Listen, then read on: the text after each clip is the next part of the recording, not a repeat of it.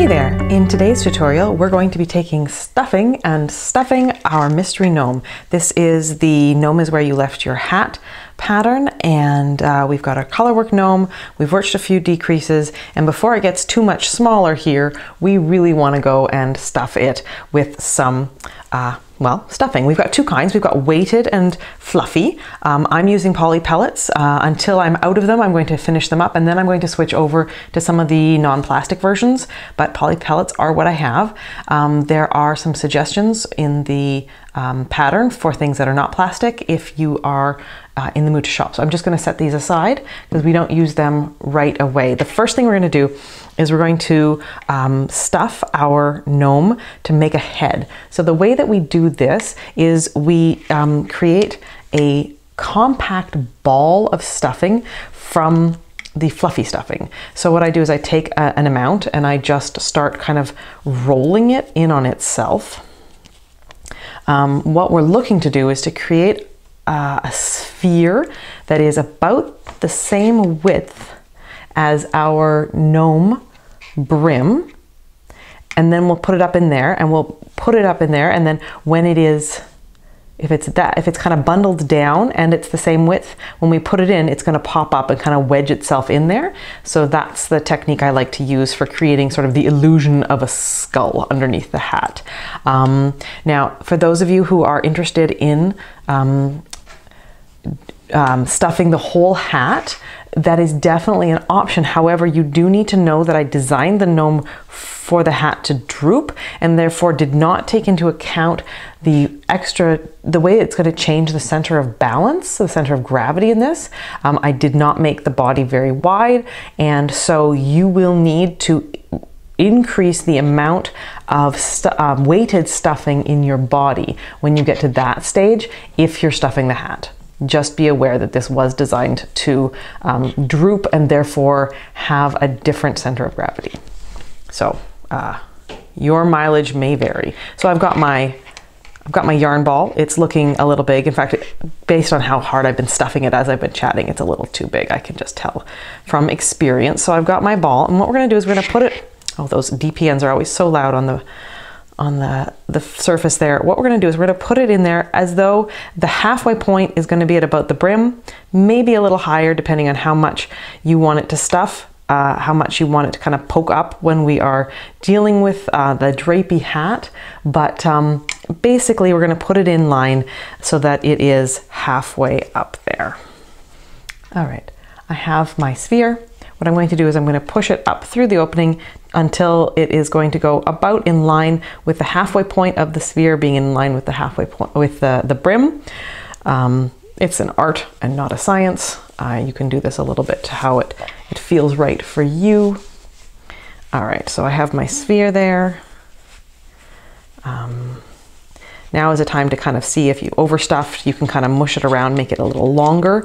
You will know it's overstretched or overstuffed if these look uncomfortably different than the stitches around them. But as you see with that in there, it's gonna kind of fold over like that. And that's about what I'm looking for mine. Obviously, you can do what makes you happiest. So we've got our sphere wedged in there. It's a firm sphere and it's pretty hard. Then what I'm going to do is I'm going to stuff to about here with stuffing and then work a few more decreases. So when I am stuffing things, and it is not as important for small gnomes, but in general when stuffing, if you stuff two big things together, like my hands here, there will be more space where they meet for there to be air and therefore for it to get lumpy. So what I like to do is to always grab pieces of stuffing and stuff those in, and then small pieces and keep building it in, and you are more likely to get a uniform thing. This is more of an issue for things that will be well loved and hugged a lot. So that's just something to keep in mind. So when I stuff, if I'm using DPNs, which I usually am for gnomes, just because of the way my brain works, I will often kind of brace it on my fingers like this, and then stuff in accordingly. As I'm doing it, I'm kind of using my fingers and flattening it out a little bit so that it goes across the whole body of the gnome. And again, I just keep taking smallish amounts Even though you could take something that looked like it would fit the whole gnome, as I said, I feel like that develops an unevenness in the body more often than not. Okay, so that's about as much as I want to deal with right now.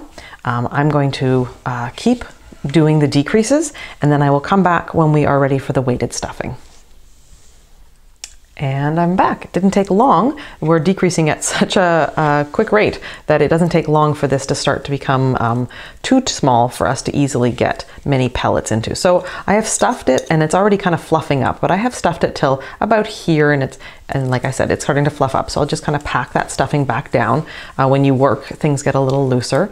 And how much weighted stuffing to fluffy stuffing is obviously a matter a bit of choice and preference. What I'm going to do is I place my hands in a circle like this, my finger, my thumb, and then that rests that on there. And then I just scoop and fill until we're very nearly at the top. And by top, I mean top of all the way to the purl line, because this decrease is going to try to be as flat as possible so we have a flat base to stand on. So even though it looks like maybe we're knitting up, we are not. We are knitting in with our decreases. So we want to leave it full almost to the purl line here. And I like to scoop, and then I slowly kind of just let it fall in.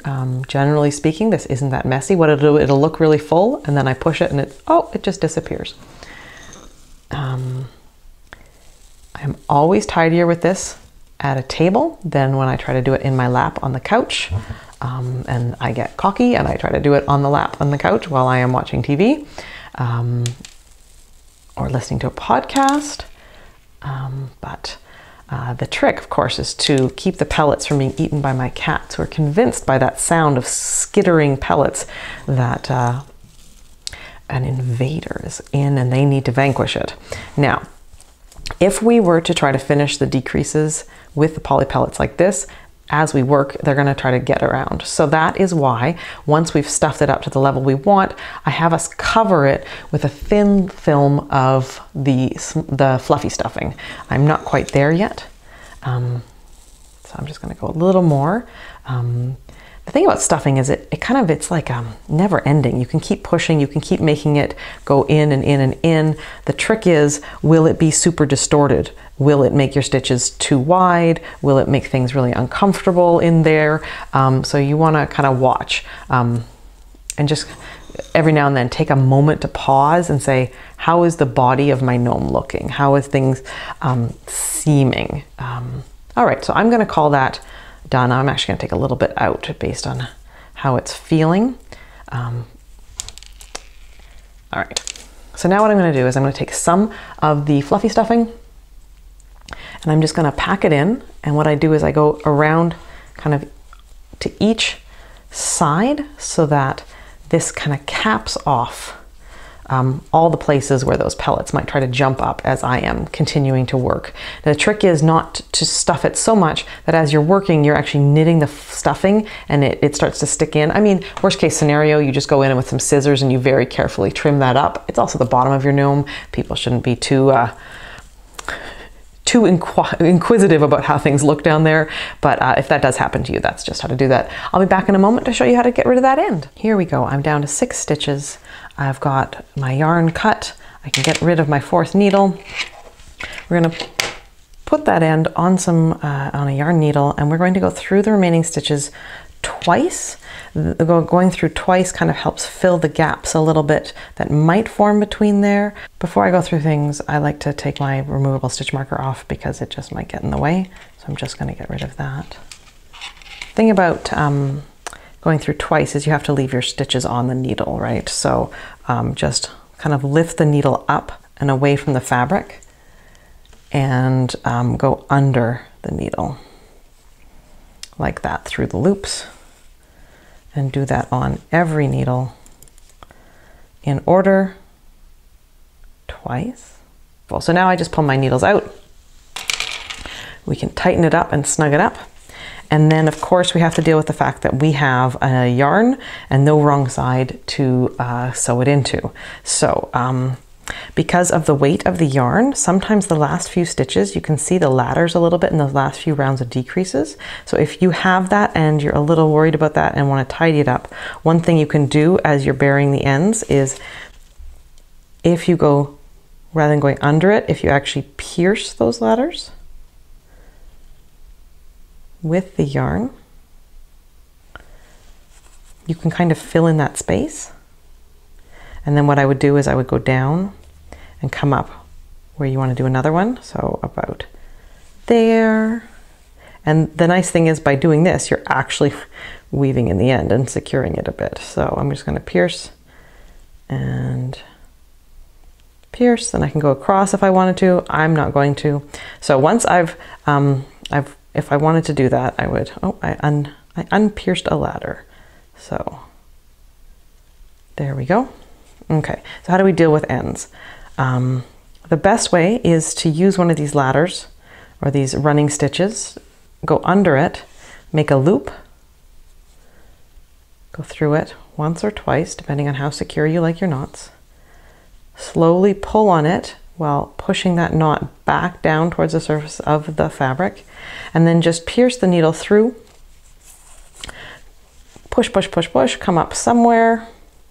Doesn't really matter where, as long, oh, haha, it's not going to work if the needle doesn't, or the yarn doesn't follow on the needle. So let's push that back through the eye of our needle.